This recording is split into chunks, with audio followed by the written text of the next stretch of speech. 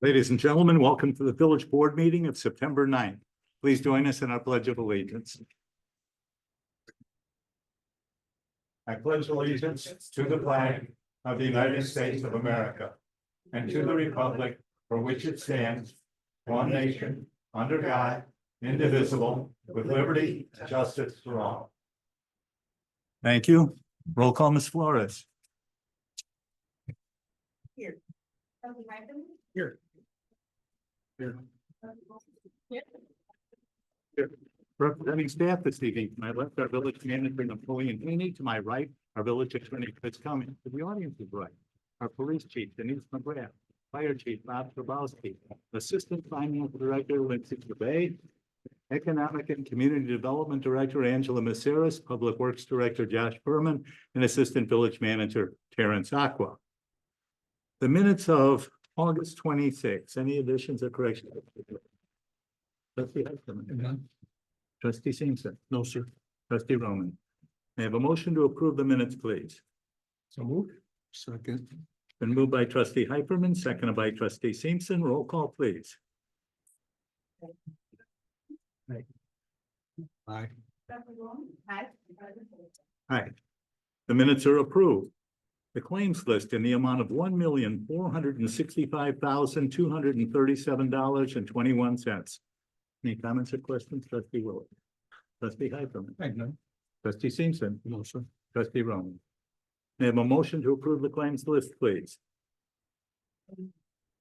Second. Been moved by trustee Willis, seconded by trustee Roman. Roll call, please. Aye. Aye. Aye. Three items make up the majority of that almost $1.5 million claims list. Our payment for pavement markings was $94,000.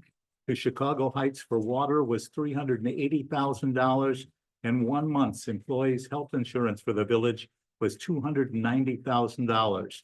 That amounted to $764,000 or 52% of that claims list. Hear from the audience. If anyone in the audience would like to address the board on any subject not on the agenda, please raise your hand. Yes, ma'am. Thank you very much. My name is Elisa Albert, and I'm here representing a new formerly self-supporting, family shelter. They are celebrating 45 years of serving the public, those that are in a domestic violence crisis, and leading them to a path of healing and to stop the cycle of violence.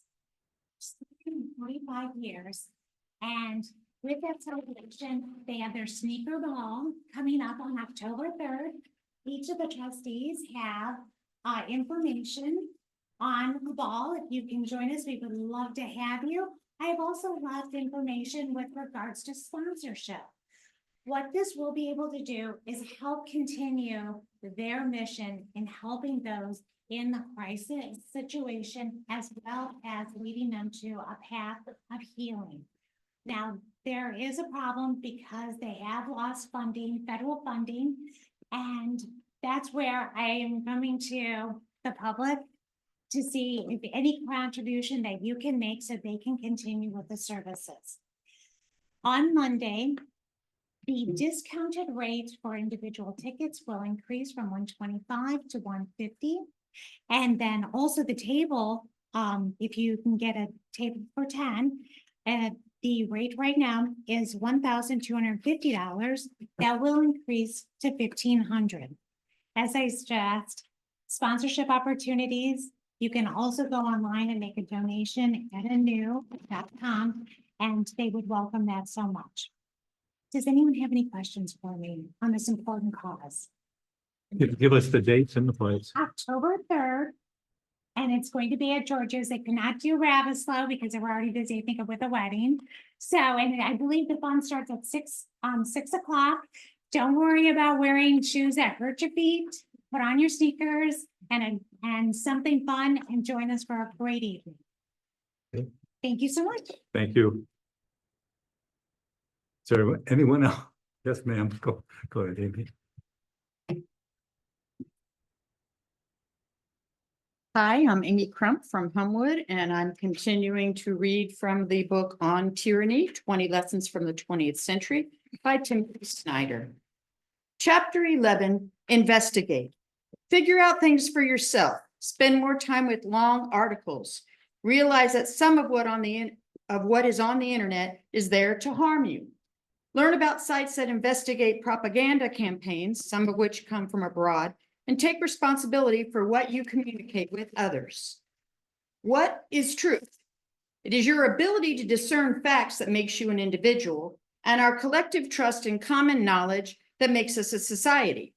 The individual who investigates is also the citizen who builds. The leader who dislikes the investigators is a potential tyrant. In 2016, an American presidential candidate claimed on Russian propaganda outlet that American media has never been or has been unbelievably dishonest. He banned many reporters from his rallies and regularly elicited hatred of journalists from the public. Like the leaders of authoritarian regimes, he promised to suppress freedom of speech by laws that would prevent criticism. As president, he used the word lies to mean facts not to his liking, and called journalists enemies of the people. We need print journalists so that stories can develop on the page and in our mind. What does it mean, for example, when a president claims that women belong at home, that pregnancy is an inconvenience, that mothers do not give 100% at work, that women should be punished for having abortions, that women are slobs, pigs, or dogs, and that it is permissible to sexually assault them? What does it mean when a president's enterprises are financed by mysterious foreign cash, that he owes hundreds of millions of dollars, and that he solicits help from foreigners to win American elections? We can learn these things on various media. The work of people who adhere to journalistic ethics is of a different quality than the work of people who do not. If we pursue facts, the internet gives us the enviable power to convey them. Kolakowski, the great Polish philosopher and historian, lost his chair at the Warsaw University for speaking out against the communist regime and could not publish. Victor Klemperer, much admired today, is remembered only because he stubbornly kept a hidden diary under Nazi rule. Václav Havel was the most important thinker among the communist dissidents of the 1970s. And he said, if the main pillar of the system is living a lie, then it is not surprising that the fundamental threat is living in truth. Since in the age of the internet, we are all publishers, each of us bears some private responsibility for the public's sense of truth. If we are serious about seeking facts, we can each make a small revolution in the way the internet works. Thank you. Thank you. Jenny? Yes, ma'am.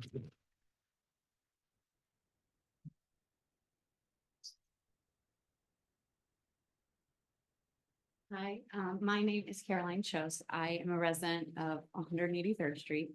And while our numbers here may be dwindling, I want to share that our numbers outside of here are growing, and we're continuously running out of signs of support. And it's not just people on 183rd, it's all over the village of Homewood.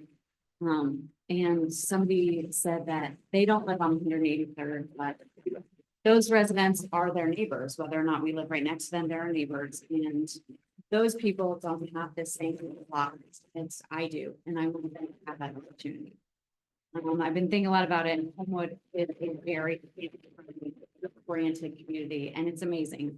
But 183rd Street, we are to our backyard.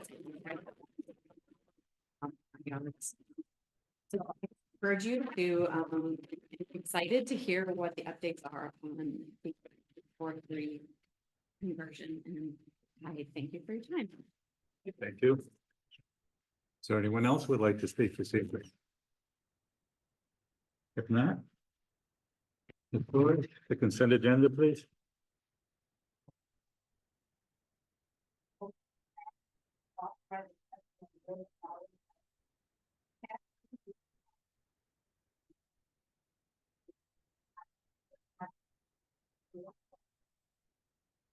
Pass ordinance 2368, authorizing the issuance of municipal raffle licenses.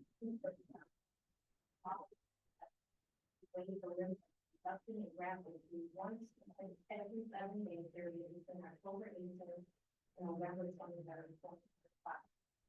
Pass ordinance 10/23/16, providing those departments regulations that the ad hoc fund along Oxford Avenue between 183rd and 187th Street, and remove yield signs at the intersection of Oxford Avenue and First Point. The competitive bidding is to utilize the cooperative purchasing program and authorize the village president to enter into two contracts with weatherproofing technology for roof restoration of the landscape and maintenance building located on 355 Pierce Avenue, fire facility located at 17956 highway, and a total amount not to exceed $542,460. Tax and authors as a Cook County real estate tax classification for the property located at 3003 to 3025 180th Street, owned by TWC Homes LLC.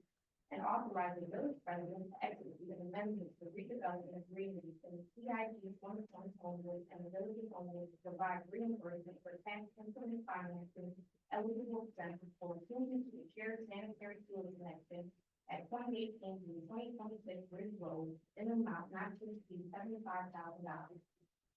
Thank you. I have a question for Mr. Berman with regard to item D. The roof restoration, do we have references on that? Yeah, we called a couple of neighboring municipalities. There's a lot of colleges, municipal buildings, emergency centers, like police station, fire departments that are using it. Very successful product, warranty.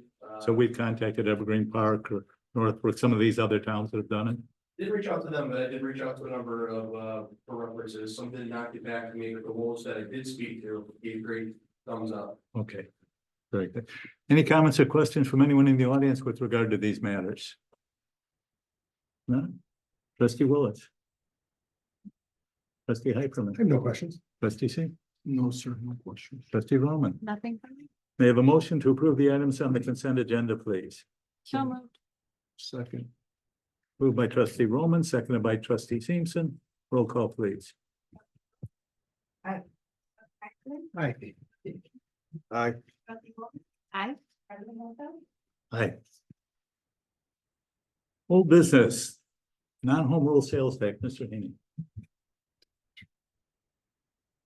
Mayor and Board, at our last board meeting, we had a presentation by staff regarding the 1% non-home material sales tax. And again, just to summarize, it's an opportunity that's been afforded to us by the state of Illinois to implement a 1% non-home rule sales tax without the need to go to referendum. We shared some statistics that showed that the majority of our sales tax generation would happen obviously on the long haul state. Roughly 88% of the revenue generated in the state is generated from outside residents. So, awesome opportunity that we have. Your staff is still here. Ms. Zakowski made a very nice presentation at our last board meeting. Unfortunately, she's not able to be here this evening. Her mother had passed away. Sure. So we appreciate you being here and Ms. Cabay being here as well. Any comments or questions from anyone in the audience with regard to this matter? Yes, go ahead, Kim. What's the current revenue? I know it's not revenue that we're trying to get 1%. What is the revenue of the businesses in Homewood that is currently not being taxed? An average of, let's say, 3 years or 5 years, what is the annual average of sales that would be taxed? That let's say we already had it, what would be that amount of money that would be possibly generated? So right now we collect the 1% that we receive from the state. There's 6.25. Which equates to roughly 6.2 million. So we're estimating, we're being conservative. We said that we generate. We're getting 6.2, 1% from the state, but if we're 1%, wouldn't that be another? The reason I usually go conservatively, because we don't know what the impact will be. Some people, the economy may turn around, like when it's implemented on January 6th, January 1st of 2026. So we want to be really conservative in sharing information. So it could be too conservative. There's Also, one other point. provisions to this tax as well. Right. So this tax is not taxed on top of groceries, any vehicles that are licensed, so we're not getting the full spectrum of the sales tax, because there are those exceptions as well for this additional tax. So then the car sales in Homewood would be, The old rate, Are not impacted by this 1%. the old rate, not the new rate. that's what I wanted. You know, Thank you. Someone else had a question? Yes. So if 88% of the revenue generated by this tax is coming from outside of Homewood, that would mean that it's 12%. It's coming from inside Homewood. Or from residents, homeowner residents, correct?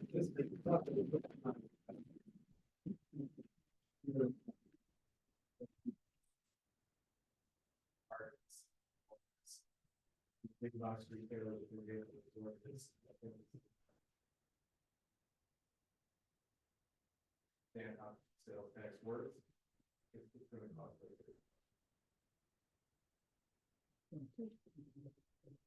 Over the other towns, how we're competitive. So from the presentation on last week, let me share it. So this is not, we're not putting our businesses at a disadvantage simply because all of the communities around us are currently at 10%. So we are currently at 9% right now. So this would bring us in parity with all of our neighboring communities, except obviously Orland Park and Country Club Hill. So this was well thought out. The goal was not to put our businesses at a deficit so that they would be negatively impacted. This is simply moving us to parity. And I think it's a rare opportunity because we're, as I shared in the beginning, a number of outside residents are supporting this sales tax that will go to benefit exclusively Homewood, which could mean small businesses, like some of the incentives that we currently do for small businesses. So it's a rare opportunity. Can I chime in on that? Yes. We talked about that in our initial meeting about this and how the 1% did not. Businesses in our neighboring community in Flossmoor. It didn't, remember when we put the small breakout about this and how we're now in line with our neighbors and the 1% from the conversations that we've had with the business owners, small business owners in Flossmoor, the 1% did not affect their business at all. So because that was a topic of conversation. We were worried about the small businesses and there was no impact in our neighboring community. I would disagree with that. I don't have statistical information.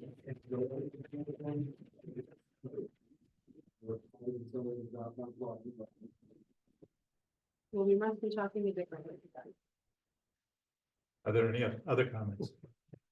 I would just say, for non-home rule communities, we know how difficult it is to not do benefits that are given to us. So if the governor is giving something that we take advantage of, you don't get it that often.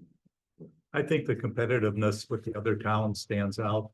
We're not doing anything that is not an equal basis with most of the surrounding towns. But additionally, this allows us to get a return on our investment from non-Homewood residents. Trustee Willis, anything? I agree that any burden over our residents and provides That's very important. Imagining that person will make a purchasing decision based upon 1% sales tax, that's the additional 1%. I just can't imagine the mindset of that type of that would really affect things for a local resident to make a decision that they're gonna go out of town to buy whatever they're buying. Based on that 1%, I have a hard time thinking that will happen, and so therefore I support it. Trustee Sampson, any other? No, I 100% support this and I appreciate the staff for the hard work they did last board meeting, explaining it to us and the citizens, make sure everyone was well informed. I don't have anything. I have a motion to approve resolution M, municipal code 1090, the non-home rule sales tax. So moved. Been moved by trustee Hyperman, seconded by trustee Willis. Roll call, please.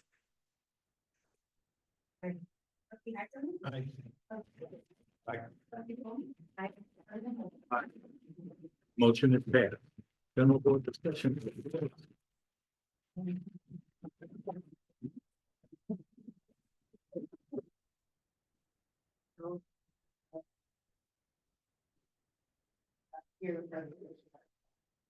Trustee Hyperman. Nothing other than thank you for those who attended tonight, and especially those who spoke up tonight. Thank you. Trustee Sampson. Thank you for everyone that attended and being involved in our community and look, I as well am looking forward to the discussion on 183rd Street. I think there's a lot to consider. There's a lot of data that's there. There's a lot more data that could be collected, but it's going to be an interesting and I think very important discussion. Trustee Roman. Yes, I agree with everything. And I just also want to say that I personally have conversations all over the community and I don't want you to think that we're basing our opinion on things based on the attendance of like this happens with every topic. The group dwindles, but this is obviously a very important topic for our community and it's something that like I echo what everybody said. I look forward to continuing the conversation. I also wanted to just bring it to everybody's attention that 153, our school district is searching for a new superintendent and there is a community survey out there on their website. Even if you don't have kids in 153, I think it's really important as taxpayers in our community to engage in that conversation as well. So please, that survey is open until tomorrow. So please go give some input and fill that out. And that's it. On the Homewood School District website, I think it's hsd153.org. Okay, there was one item on the consent agenda that I would like to call everyone's attention to, and that's the retirement of Steve Foley from Public Works. Steve was a longtime worker there, regardless of the weather, the time, he was always out there. So Steve, if you're listening, thank you for all you've done. With that, may I have a motion to adjourn, please? Been moved by trustee Roman, seconded by trustee Simpson. Roll call, please. Aye. Aye. Aye, thank you all.